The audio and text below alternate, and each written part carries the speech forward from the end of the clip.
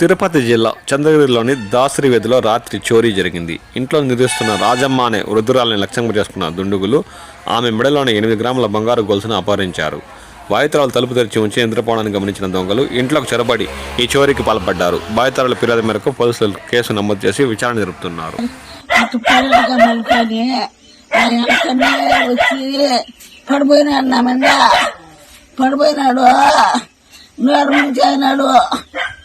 నోరు ముంచైనాడు, గట్టిగా నోరు ముంచైనాడు, కళ్ళు ముంచైనాడు, గొంతుగా పిసుకైనాడు, నరం లేదు, మళ్ళీ అదొక రాయింది, చాలా గొంతుకాయ పిసుకైనాడు, నోరు ముంచైనాడు, కన్ను ముంచైనాడు, ఫోన్ల మనిషిని అదొక రాయింది. ఆ రాయి ఎత్తుకున్నానే అప్పుడు వదిలేసి దండ పెట్టుకొని పూడుతున్నాడు. ఎన్ని గంటలకు జరిగిందా? ఎన్ని గంటలకి జరిగింది? అదే 10 అయింది.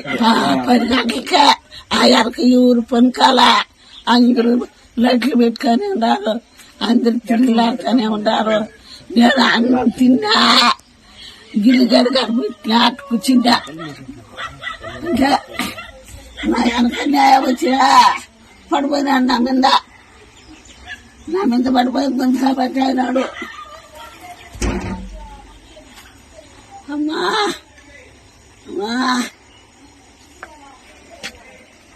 అమ్మా అమ్మా అయ్యో